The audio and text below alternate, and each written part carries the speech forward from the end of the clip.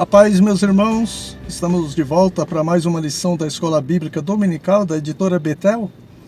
Hoje nós vamos refletir na lição de número 3, que vai falar sobre os compromissos dos discípulos de Cristo. Se por um lado, em Cristo nós temos direitos adquiridos, conforme Paulo diz em Efésios, capítulo 1, versículo 3, Bendito o Deus e Pai de nosso Senhor Jesus Cristo, o qual nos abençoou com todas as bênçãos espirituais nos lugares celestiais em Cristo. E também em Romanos, capítulo 8, versículo 32, aquele que nem mesmo a seu próprio Filho poupou, antes o entregou por todos nós, como não nos dará também com ele todas as coisas? Se por um lado, então, nós temos esses direitos em Cristo, por outro, nós temos deveres também, temos compromissos a serem cumpridos, e a lição de hoje vai tratar de alguns desses compromissos dos discípulos de Cristo. O texto de referência para essa lição está no Evangelho segundo Mateus, capítulo 4, versículos 18, 19 e 21, e Mateus 28, versículos 19 e 20. Em Mateus 24, Jesus está convidando para o ministério aqueles que até então não eram seus discípulos, Vinde após mim. E no capítulo 28, versículo 19, ele ordena para os mesmos, que agora são seus discípulos, que deixaram tudo para seguir Jesus. Então ele ordena, Ide, ensinai todas as nações. Então, notem que primeiro Jesus convidou e depois ele ordenou, confirmando a ilustração que fizemos na lição anterior, Lembra? O empresário que colocou uma plaquinha elegante, Venham trabalhar conosco, estamos admitindo. E uma vez que alguém aceitou o convite, sendo o empresário agora o seu patrão, ele não mais convida o agora funcionário a fazer algo, mas ordena, e com o compromisso de pagar a ele um salário no final do mês. Com Jesus não é diferente, Ele primeiro convida aquele que ainda não é seu servo, vinde, e uma vez que a pessoa o aceita como Senhor, que assumiu um compromisso com ele, Jesus agora ordena o seu servo, ide, também com a promessa de uma boa remuneração no final do trabalho, O galardão pelas suas obras, de acordo com 1 Coríntios, capítulo 3, versículo 8, cada um receberá o seu galardão segundo o seu trabalho. A introdução diz que ao atender o chamado do Senhor para um viver comprometido com Ele, assumimos os muitos compromissos que atestam a autenticidade dos discípulos de Jesus. Dentre outros, o compromisso com a igreja local, com o contínuo cuidado pessoal e em ter a palavra de Deus como regra de fé e conduta. Tais compromissos contribuem para a nossa edificação, o testemunho cristão e a glória de Deus. Esses, então, são apenas alguns dos compromissos que assumimos quando aceitamos o convite de Jesus para sermos seus discípulos. Entre eles, aí nós vimos o compromisso com a igreja local. Na verdade, a igreja é reconhecida de três maneiras, A igreja templo do Espírito Santo, o corpo de Cristo, a igreja viva, formada por pessoas que foram ligadas a essa igreja pela fé. Essa igreja é a mais importante, porque para Deus, almas valem mais do que tudo, Também tem a igreja templo de pedra e a igreja instituição, que também são muito importantes, porque a igreja templo de pedra é onde os discípulos de Cristo se reúnem para adorar a Deus e aprender do Senhor no seu templo, E a igreja instituição é onde normas são estabelecidas, visando a ordem, a organização, já que Deus não é Deus de confusão, mas de ordem e decência, Paulo diz isso em 1 Coríntios, capítulo 14, versículo 33.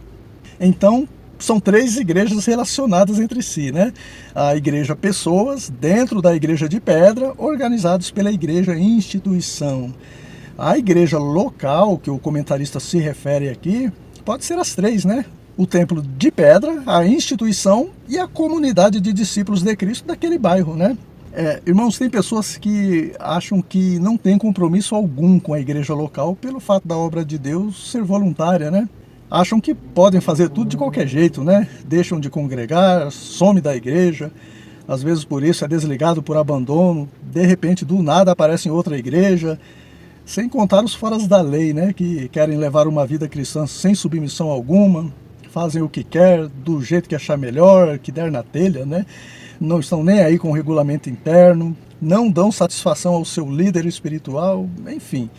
Só que mesmo a igreja pessoas sendo a mais importante para Deus, irmãos, não significa que Deus não valoriza o templo e a instituição, né?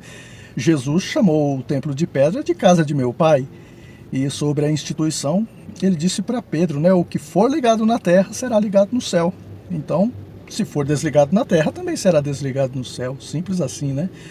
E aqui, irmãos, não tem contradição alguma quando o comentarista diz que ao nos tornarmos discípulos de Cristo, também assumimos um compromisso com o cuidado pessoal.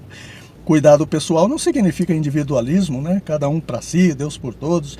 O cuidado pessoal aqui está relacionado no mesmo sentido do examine-se o homem a si mesmo, que Paulo adverte na ceia, né? Diz respeito às responsabilidades individuais. Cada um dará conta de si mesmo a Deus, né? A alma que pecar, essa morrerá. A alma que se arrepender, essa viverá. Isso é o cuidado pessoal que cada um deve ter. Paulo fala, né, dos dois tipos de responsabilidades que tem na igreja, ali no contexto da ceia, né? A responsabilidade coletiva, que é ajudar uns aos outros, né? Não sermos egoístas, como no momento da contribuição de alimentos, além do orar uns pelos outros, não atentar para o que é propriamente seu, mas para o que é dos outros. E também tem essa responsabilidade individual, que é cada um examinar-se a si mesmo, né? Não ficar examinando a vida do outro no que diz respeito ao seu particular com Deus, à sua vida espiritual com Deus, aos seus pecados, aos seus erros, às suas falhas. Examine-se cada um a si mesmo. E esse é o cuidado pessoal que o comentarista se refere aqui. Além, é claro, né, do cuidado do seu corpo também, o templo do Espírito Santo, né? Não só o corpo, mas o espírito e a alma também, toda a plenitude do crente, né? Tudo isso é bíblico, irmãos. E uma vez tomado esse cuidado pessoal em viver de acordo com essas regras estabelecidas pela palavra de Deus, certamente haverá edificação espiritual coletiva e individual também, né? Além do nome do Senhor ser glorificado e sermos reconhecidos como autênticos discípulos de Cristo. O tópico 1 começa falando sobre o chamado para o compromisso. Aí ele diz assim: quando atendemos o chamado do Senhor para sermos seus discípulos, contamos com a garantia do seu contínuo cuidado para conosco. Ele toma conta de toda a criação e dá especial cuidado a quem o ama. Ou seja, Deus chama, Deus garante, né? Irmãos, Deus é tão bom que Ele cuida de todos, né? Até mesmo dos incrédulos, né? Dos ímpios. Lá em Mateus capítulo 5, 45 diz isso, né? Que Deus faz com que as bênçãos, como o sol e a chuva, caiam sobre justos e injustos também. E muitas vezes, pasmem os irmãos, os injustos desfrutam das bênçãos terrenas mais ainda do que os justos, a ponto do justo ficar com uma pulga atrás da orelha, né? Como o justo Asaf ficou lá no Salmo 73. Mas, ainda que não pareça, irmãos, Deus tem um cuidado especial com aqueles que o amam, né? Guardando, protegendo, livrando, preservando para a vida eterna, que só aqueles que o amam desfrutarão, né? E essa bênção, irmãos, a bênção da salvação é só para aqueles que amam a Deus, né? E quem é que ama a Deus? Aqueles que andam na sua palavra, né? Que obedecem a sua palavra. Jesus disse isso em João, capítulo 14, versículo 21. Aquele que tem os meus mandamentos e os guarda, esse é o que me ama. E por isso João diverte, né? Meus filhinhos, não amemos de palavra nem de língua, mas em obra e em verdade. O item prossegue dizendo que se Deus cuida das flores e dos passarinhos, quanto mais cuidará de nós, que assumimos um compromisso com seu Filho. Diante disso, devemos nos perguntar se estamos determinados a seguir Jesus e aprender com Ele. E, irmãos, Jesus lançou um convite lá em Lucas, capítulo 9, versículo 23, né? Se alguém quiser vir após mim, negue-se a si mesmo, tome cada dia a sua cruz e siga-me. E seguir Jesus sugere que ele vai na frente e seus discípulos vão atrás, não é isso? Se eu estou seguindo alguém, esse alguém só pode estar na minha frente, adiante de mim. E essa sequência, irmãos, é fundamental. Jesus adiante de nós, em tudo que almejamos fazer. Porque lá em Marcos, capítulo 6, os discípulos estavam com tanta pressa para Jesus despedir logo a multidão, porque já era tarde, e Jesus ainda pretendia subir ao monte para orar, que Jesus despediu seus discípulos, né? É como se ele dissesse: olha, vocês estão com pressa, então podem ir. E eles entraram no mar na frente de Jesus, irmãos. De repente levantou-se uma grande tempestade no mar, só que Jesus ficou para trás. E agora? E não para por aí, né? O texto diz que Jesus veio atrás deles, caminhando sobre o mar, e ao chegar no barco, Jesus intentou passar adiante deles e eles relutando com os próprios esforços para tentar vencer as grandes ondas, né? E só quando Jesus tomou o lugar dele, que é na frente, só quando Jesus passou adiante dos discípulos, não só o mar se aquietou, mas os discípulos também se acalmaram. E o que tudo isso me ensina, irmãos? Se em Apocalipse, capítulo 19, versículo 13, diz que o nome pelo qual Jesus se chama é a palavra de Deus, eu não devo tentar resolver as lutas do dia a dia do meu próprio jeito, né? Mas de acordo com o que a palavra de Deus diz. Jesus mesmo disse, né? Sem mim vocês nada podem fazer. E, irmãos, sendo Jesus o mesmo ontem, hoje, eternamente, está lá em Hebreus capítulo 13, versículo 8, né? Um Deus que não muda. Então, em Isaías capítulo 45, versículo 2, Jesus também diz, né? Eu irei adiante de ti e endireitarei os caminhos tortuosos. Ou seja, para endireitar tudo que está torto na nossa vida, seja no casamento, na família, na saúde, nas finanças, enfim, só com Jesus diante de nós, só agindo de acordo com o que a palavra de Deus nos ensina. E isso implica em negar a nós mesmos, né? As nossas vontades que contrariam a palavra de Deus, carregarmos a nossa cruz, conforme vai dizer o item 1.1. Olha o que ele diz. Assumir um compromisso com Cristo requer renúncia, disposição para segui-lo e carregar a própria cruz. Isso envolve um comprometimento incondicional com Cristo, que é crucificar o eu. Jesus disse, qualquer que não levar a sua cruz e não vier após mim, não pode ser meu discípulo. Irmãos, pensa comigo, é meio esquisito fazer essa comparação, essa ilustração, mas pensa, se nos dias de hoje Jesus tivesse uma conta no Facebook e no Instagram, e nós mandássemos uma solicitação de amizade para ele no Facebook e a conta dele estivesse com a seguinte restrição: vós sereis meus amigos se fizerdes o que vos mando. E aí a gente sai do Facebook, né, porque acha meio esquisita essa condição imposta pelo Senhor, e vamos para o Instagram para segui-lo. E ali ele diz, se alguém quiser me seguir, negue-se a si mesmo, tome a sua cruz e siga-me. Qual seria a minha reação, irmãos? Eu silenciaria Jesus? Eu bloquearia ele? Dá para ter uma ideia, né? Quando Jesus diz que muitos são chamados e poucos são os escolhidos, né? Também quando ele disse que quem não comesse da sua carne e não bebesse do seu sangue não teria vida em si mesmo, né? Muitos seguidores deixaram de seguir Jesus, só ficaram 12, né? E mesmo assim um era amigo da onça, né? Ou daquele que brama como leão.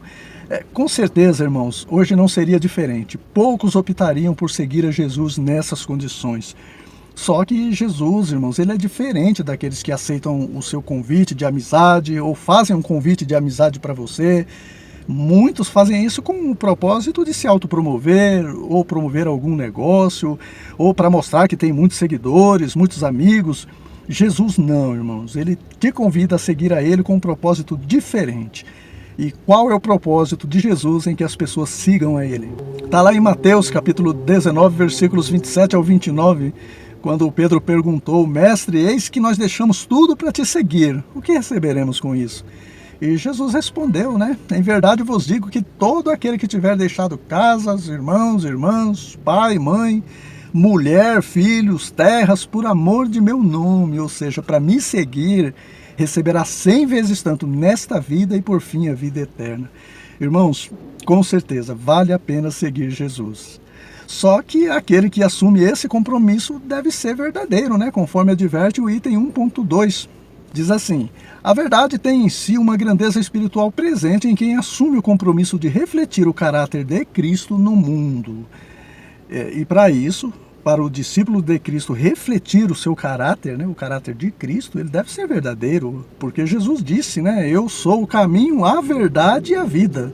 E se ele habita em mim, se ele habita em você, se ele habita em nosso coração, conforme diz em João capítulo 14, versículo 23, se alguém me ama, obedecerá a minha palavra, meu Pai o amará e viremos para ele e faremos nele morada. Se Jesus, que é a verdade, habita em mim, eu devo ser verdadeiro, da minha boca só deve sair a verdade, já que do que há em abundância no coração, disso fala a boca, né?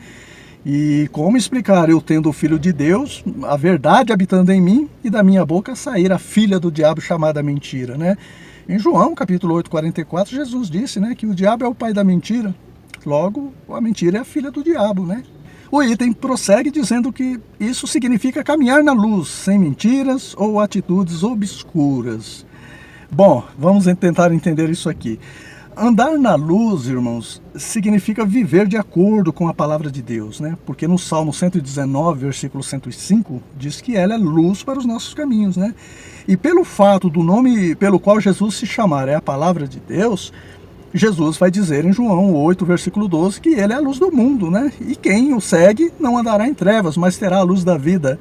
Por isso que os verdadeiros discípulos de Cristo, que andam na luz da palavra, na verdade, eles também são chamados em Mateus capítulo 5, versículo 14, de luz do mundo, porque eles refletem a luz que há em Cristo, que é a verdade, né?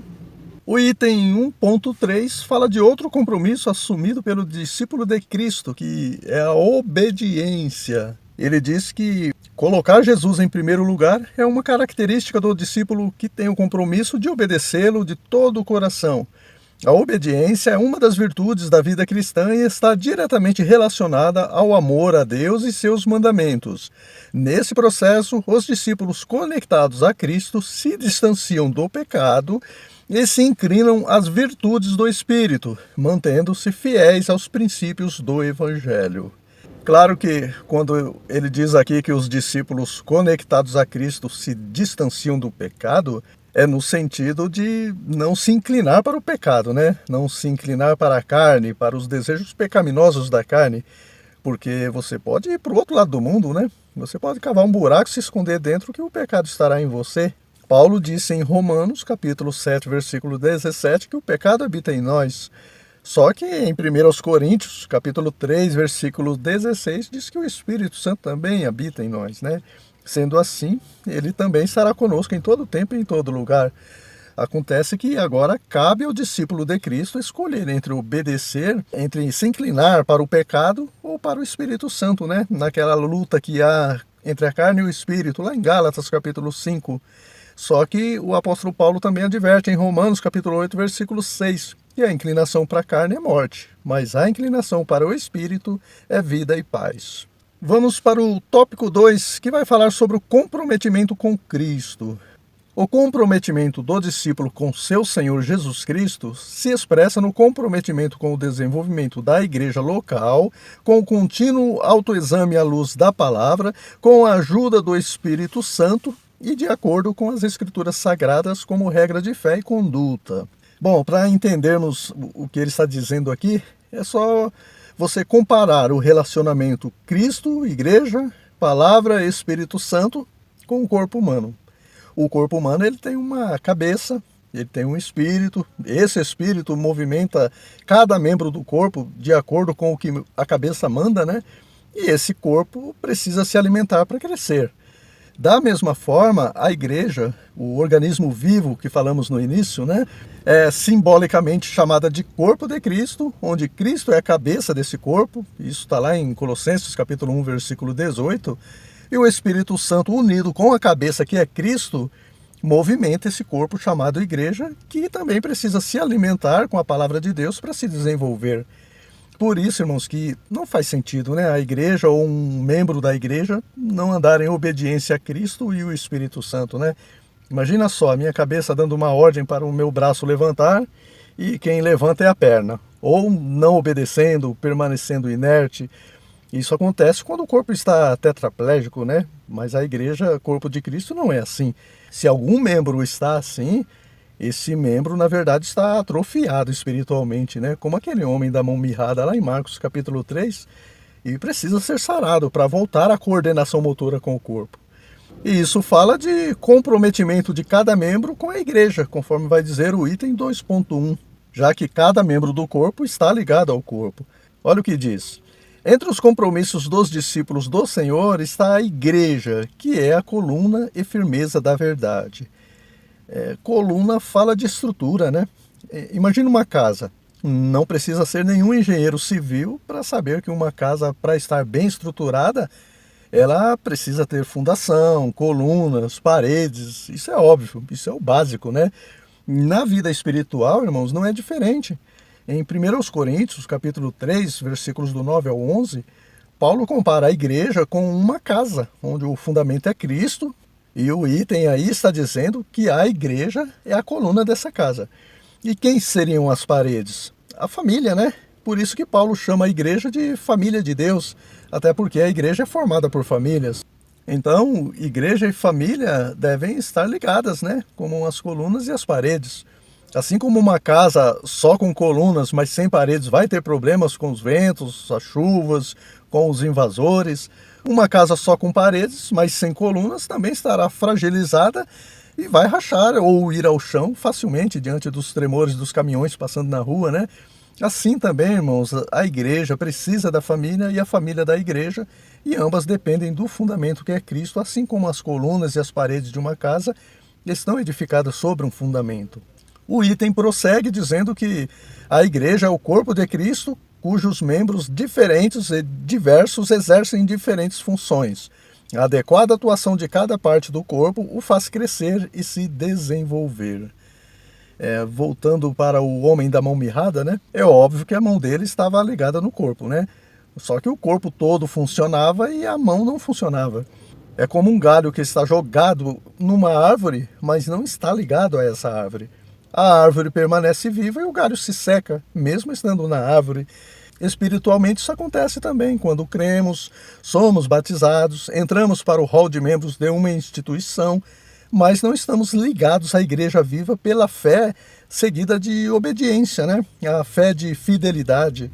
Nós vamos para os cultos, somos assíduos nos trabalhos da igreja, mas estamos atrofiados espiritualmente, secando por não estarmos verdadeiramente enxertados na oliveira que é Cristo, né? Conforme o apóstolo Paulo diz, e por isso não somos participantes da seiva da oliveira, né? Do sangue de Cristo, que é o que dá vida para cada membro do corpo.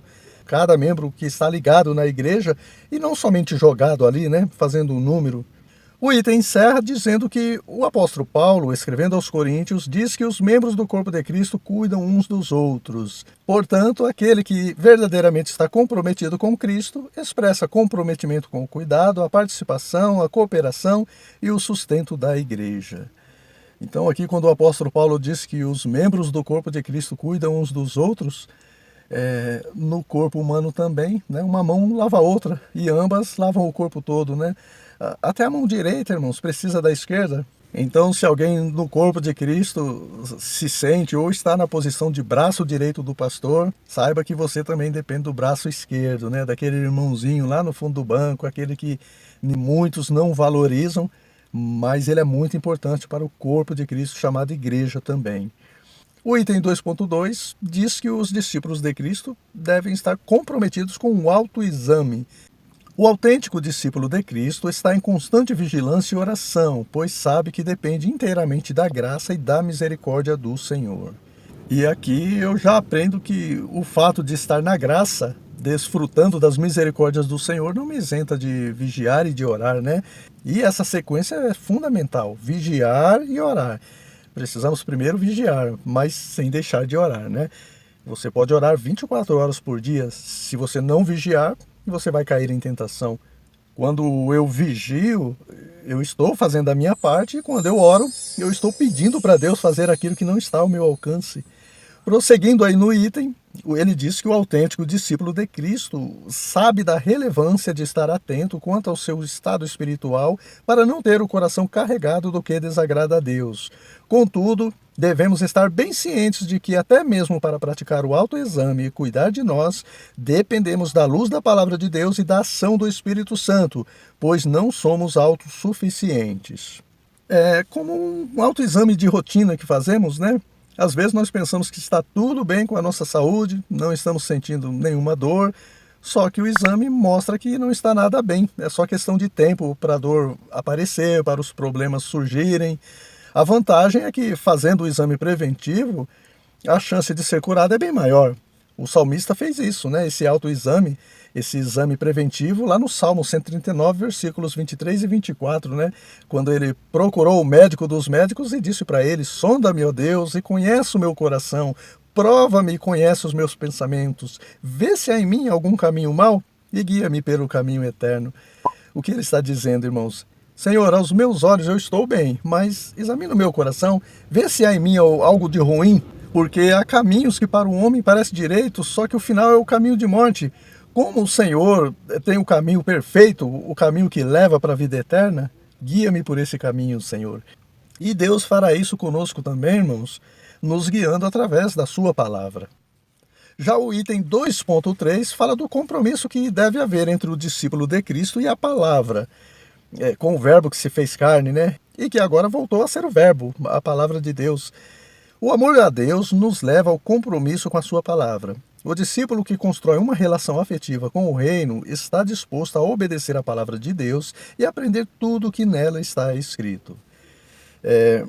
O amor em qualquer relacionamento afetivo é essencial para a fidelidade nesse compromisso assumido, né?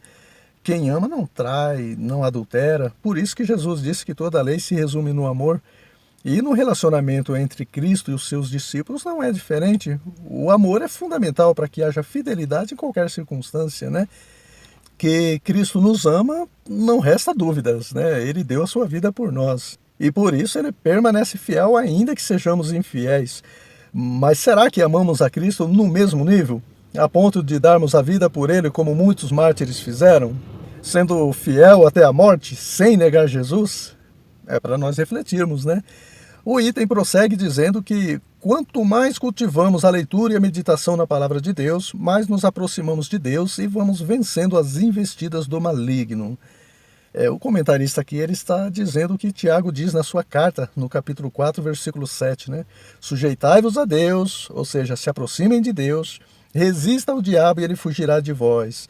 Sujeitai-vos a Deus primeiro, né? Sem mim nada podeis fazer, lembra? Jesus na frente, né?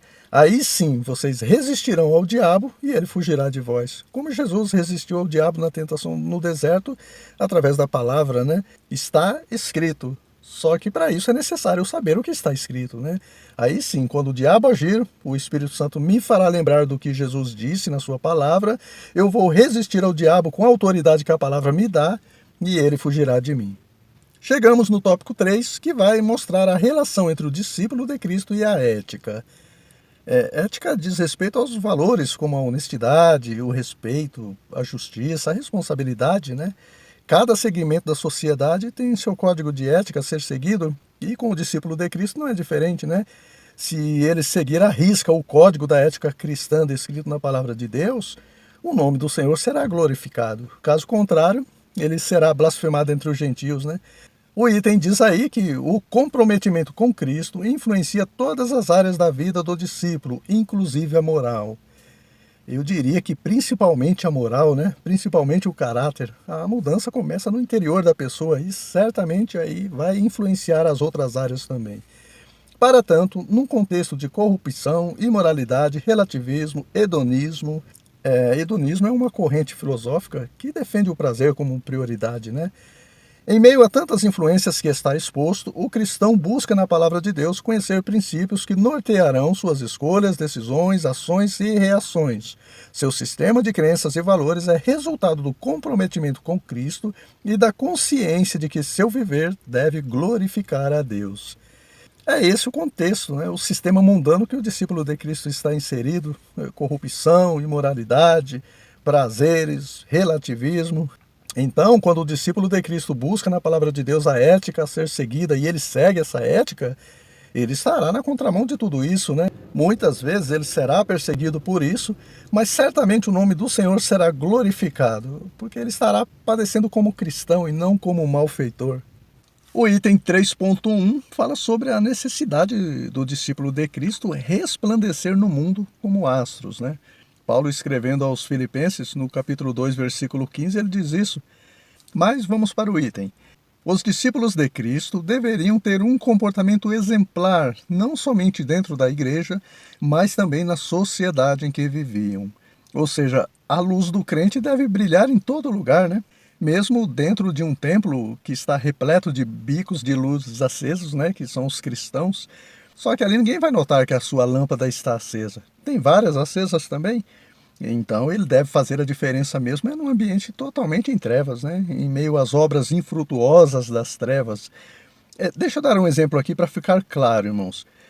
Coloca um crente junto com um ímpio da pior qualidade, para conviverem juntos no mesmo ambiente e pede para alguém, um avaliador que não conhece nenhum deles, observar o comportamento de ambos durante um mês. Depois você pergunta para esse avaliador qual dos dois avaliados é o cristão. Se o avaliador não souber ou ficar em dúvidas, é porque o crente está no mesmo nível do ímpio ou pior ainda, né? É isso que Jesus se refere em Mateus, capítulo 5, versículo 20, quando ele diz que se a nossa justiça não exceder a dos fariseus, misericórdia, né? De maneira nenhuma entraremos no reino de Deus. O mínimo de justiça que fizermos já seria maior que a dos fariseus, que não tinham justiça alguma, somente hipocrisias. Irmãos, um único palito de fósforo aceso é notório num ambiente em trevas, né? Mas só tem um detalhe. Assim como a lamparina antiga necessitava de azeite para acender, o discípulo de Cristo também precisa do azeite espiritual, a presença do Espírito Santo para brilhar, né? Por isso, a glória de tudo que fizermos deve ser dedicada unicamente a Deus. Caminhando para o final, o item 3.2 fala sobre o compromisso que o discípulo de Cristo deve ter com o bem. A ética cristã é a ética do amor. O apóstolo João escreveu que conhecemos o amor com que Cristo deu a sua vida por nós e nós devemos nos doar ao próximo. Nosso amor deve se expressar em ações, perseverando em fazer o bem. O apóstolo Paulo aconselha os discípulos de Cristo a evitarem o mal e se apegarem ao bem. Portanto, Deus nos chama a abrir o coração para o amor leal e abnegado. E aqui, irmãos, cabe uma observação muito importante. Quando o apóstolo Paulo diz que os discípulos de Cristo devem evitar o mal e se apegar ao bem, isso está lá em Romanos capítulo 12, versículo 9, ele se refere ao crente não ser o promotor do mal, né? Aquele que promove o mal. O mal não deve partir do crente. Só que o cristão, ele está inserido no meio da maldade humana, conforme nós vimos há pouco, né? E nesse caso, o crente não deve necessariamente sofrer as injustiças calado, né?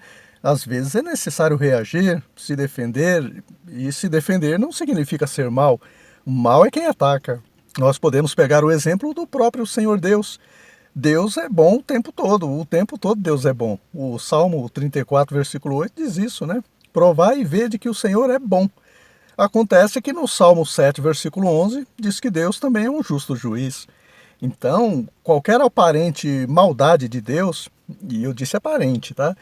Qualquer aparente maldade de Deus ao generalizar na matança de mulheres e crianças, por exemplo, né, como observamos em algumas passagens da Bíblia, isso aponta para o juízo e soberania de um Deus todo-poderoso, né? E é nesse sentido também que lá em Isaías capítulo 45, versículo 7, Deus diz que cria o mal. O mal ali diz respeito à disciplina, né? Ao juízo sobre as más obras, e nem por isso Deus deixou de ser o Deus de amor de 1 João, capítulo 4, versículo 8, porque ele repreende e castiga a todos quanto ama, né? Ele faz isso por amor. Acontece que ninguém gosta de apanhar, né? Apanhar é algo mal, ainda que lá na frente esse mal vai ser revertido em bênção. E com relação aos discípulos de Cristo não é diferente. Quando o cristão reage a alguma injustiça, quando o crente não fica calado, não significa que ele não tem o amor de Deus derramado em seu coração, que ele também é do mal. Não é nada disso, né? Ainda que às vezes nós temos sim que sofrer o dano, conforme Paulo diz em 1 Coríntios, capítulo 6, versículo 7, ele fala também para Timóteo, né? Sofre as aflições como bom soldado de Jesus Cristo. Ainda que nós tenhamos sim, irmãos, que suportar muitas coisas, né? Abrir mão muitas vezes dos nossos direitos para viver em paz, às vezes é necessário reagir porque nós temos o Deus de amor no nosso coração e esse Deus é justo também. A diferença, irmãos, é a forma com que o crente deve reagir às afrontas, né? Ele primeiro ora a Deus, busca a direção divina e Deus certamente vai mostrar o caminho para ele, a forma como ele deve buscar os seus direitos dentro da lei, se for o caso, sem que o cristão transgrida a ética cristã. Então, meus irmãos, cada caso é um caso, né? Agir em legítima defesa, se defender, nunca foi e nunca será caracterizado maldade, né? Não bata em ninguém, mas se defenda daqueles que querem te bater, orando e pedindo a direção do Pai Celestial. Enfim, o item 3.3 diz que a palavra de Deus é a base da ética cristã. Ele afirma aí, né, que não é possível uma ética cristã sem fundamento. Para o discípulo de Cristo, os princípios bíblicos precedem a ética. Aí ele cita aí como base o Salmo 119, versículo 105, né, que nós já citamos aqui, onde diz que a palavra de Deus é luz que ilumina o nosso viver e nos dá sabedoria. E também o texto de João, capítulo 17, versículo 14, onde Jesus, orando ao Pai em favor de seus discípulos, ele diz que Eles estão no mundo, mas não são do mundo. E aí o item prossegue dizendo que pelo fato de fazermos parte de diferentes grupos sociais e convivermos com pessoas que ainda não nasceram de novo, é preciso constante vigilância, que a palavra de Deus abunde em nosso coração, orar em todo o tempo e sermos guiados pelo Espírito para identificar e aplicar os princípios bíblicos nas diversas situações do nosso dia a dia. E isso está confirmando aquilo que nós acabamos de falar, né? E aqui, irmãos, para encerrar, eu quero destacar a parte que ele diz que não é possível uma ética cristã sem fundamento bíblico, que para o discípulo de Cristo os princípios bíblicos precedem a ética, né? Devem estar na frente da ética, devem conduzir a ética. Falamos há pouco, né, que cada segmento da sociedade tem seu código de ética estabelecido. Eu não sei o que diz o código de ética dos psicólogos, né? Que certamente devem ter. Mas alguém me disse certa vez, irmãos, que numa consulta com a psicóloga, ela disse que quando a sua cliente, né, o seu cliente ali estivesse estressado, era para ele soltar tudo para fora, desabafar, como dizem aí fora, soltar os cachorros, né, para se sentir mais leve, melhor. Certamente, irmãos, isso não está no código de ética cristã chamado Palavra de Deus, né? Nós acabamos de falar, o crente não deve revidar o mal fazendo mal. Se eu for xingado, eu não devo xingar. Se eu for agredido, eu não devo agredir. Eu devo orar, buscar a direção de Deus, mas sem reagir desta forma, né? O que está no código de ética cristã, que eu saiba, é que a ira do homem não opera a justiça de Deus, né? Quando o homem está irado, ele precisa vigiar, que é nesse momento que ele faz coisas que não deve e depois vai colher as consequências. Isso está lá em Tiago, capítulo 1, versículo 20. No código cristão também, no código de ética cristã, diz que nós podemos até irar, mas sem pecar. Está lá em Efésios, capítulo 4, versículo 26, né? Também em Provérbios, capítulo 15, versículo 1, diz que a resposta branda desvia o furor, mas a dura suscita a ira. Como tudo isso é muito difícil, o código de ética cristã nos ensina que quando estivermos passando por algum momento que a língua está coçando, né? Nós devemos esperar até os ânimos se acalmarem, até a poeira abaixar. Nós vimos isso na atitude de Abigail. O rei Davi queria a todo custo exterminar o marido dela, o tal de Nabal, um sujeito grosso, truculento. E Abigail, com uma palavra branda e com muita sabedoria, apaziguou a fúria de Davi. Isso está lá no primeiro livro de Samuel, capítulo 25. Quando Abigail voltou para casa, ela também não bateu de frente com o marido por ele estar embriagado, né? Mas ela esperou o outro dia e o Nabal ali cheio de ressaca, eu acredito, né? Cheio de ressaca na cabeça, teve que ouvir calada dura da Abigail. Percebe, irmãos? Isso foi só um exemplo, mas para cada situação, a Bíblia, a palavra de Deus, nos dá a saída sem ferirmos a ética cristã. Amém, meus irmãos? Concluímos assim mais essa lição de número 3 e, querendo Deus, na próxima semana estaremos de volta para refletirmos juntos na lição de número 4, que vai falar sobre os discípulos de Cristo e a tentação. Conto com todos vocês, Deus abençoe a cada um, boa aula no domingo na sua igreja e até a próxima semana.